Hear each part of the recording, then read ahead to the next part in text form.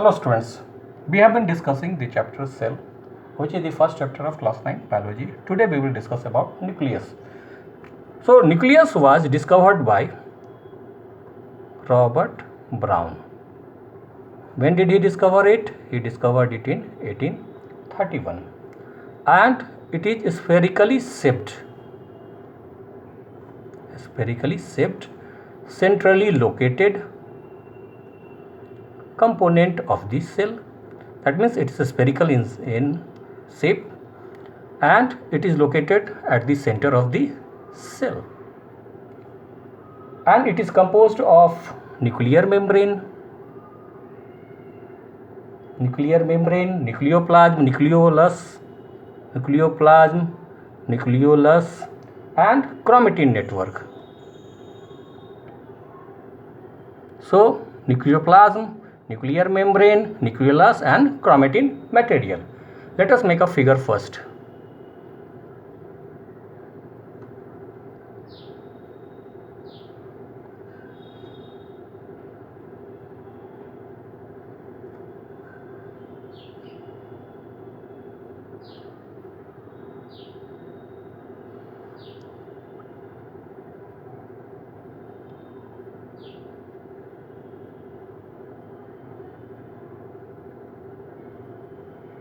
This is the figure of nucleus.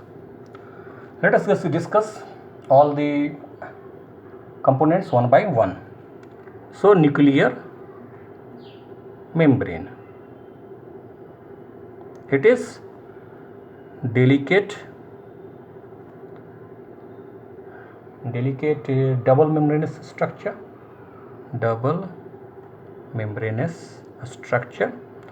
So it is delicate and double membranous structure. There is a space between both the membranes. This one is outer membrane and this one is inner membrane. So there is a space between outer and inner membrane. Clear? Then we have nuclear pores.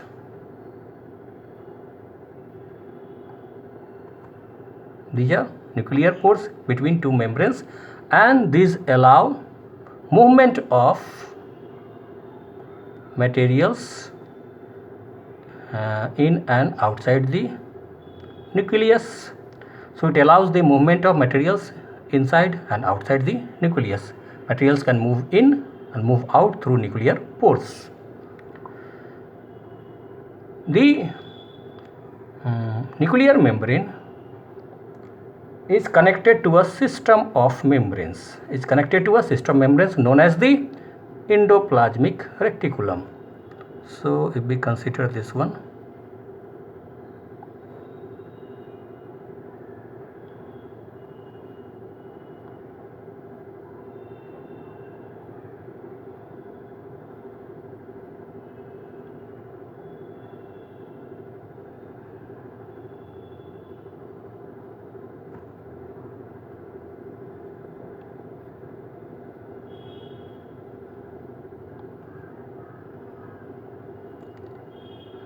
so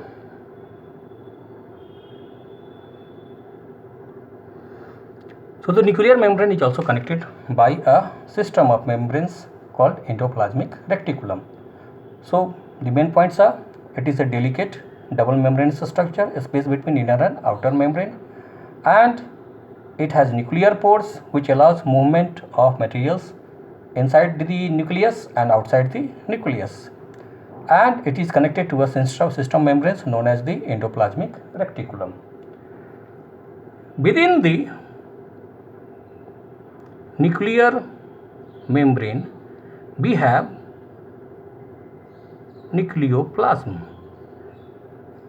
Beneath the nuclear membrane we have nucleoplasm, which is the liquid ground substance,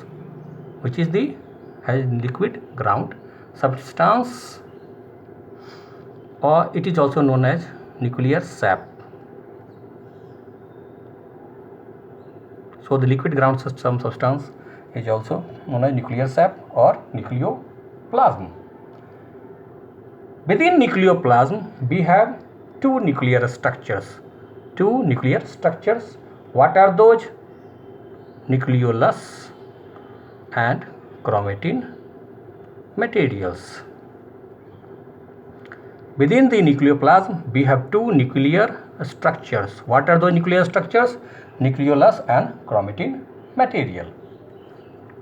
Let's discuss nucleolus first. This is nucleolus.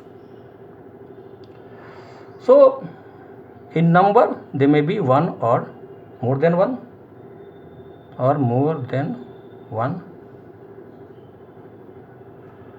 and they are not bounded by any membrane. The nucleolus is not bounded by any membrane. It is not bounded by any membrane. But it contains large amount of RNA and enzymes. It contains large amount of RNA and enzymes, and therefore it acts as the site of ribosome formation.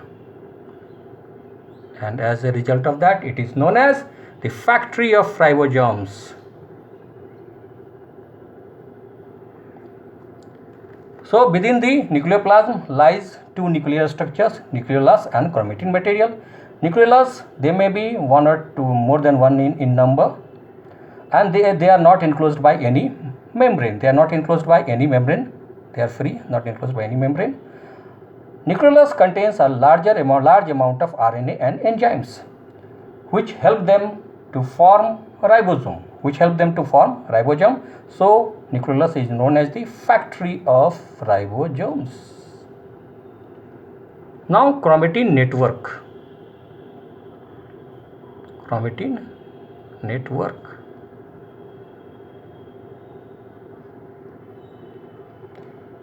So, it is a tangled mass.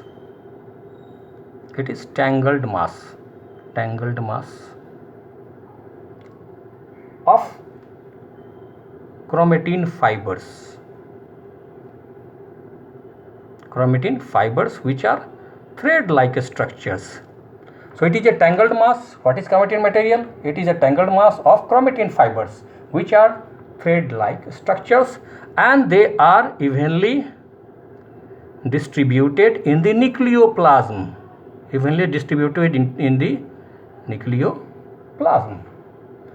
During cell division, what happens? These chromatin fibers become thick and form ribbon-like structures known as chromosomes.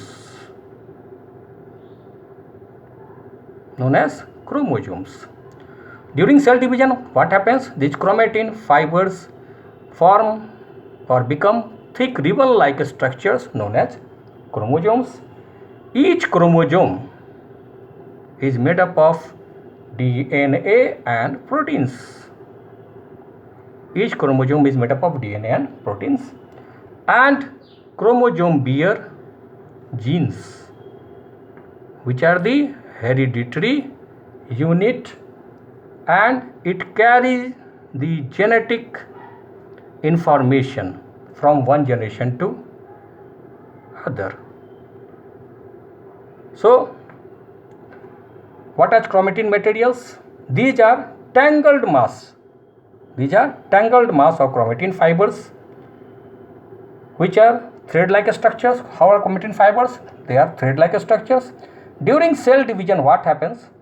These thread-like structures known as chromatin fibers, they form thick ribbon-like structures. They condense.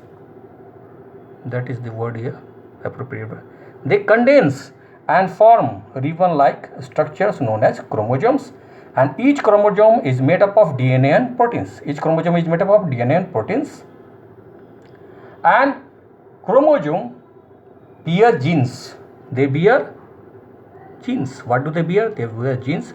And what are genes? They are the hereditary units, and they carry the genetic information from one generation to another. And each human cell has 46 chromosomes. Each human cell has 46 chromosomes, 2 pair of 23 each. 2 pairs of 23 each, 46 chromosomes, 2 pairs of 23 each. So today we have discussed the various facts of nucleus. We will continue with the discussion on cell in the next video. Till then, if you haven't subscribed my channel, please subscribe it and like and share my videos.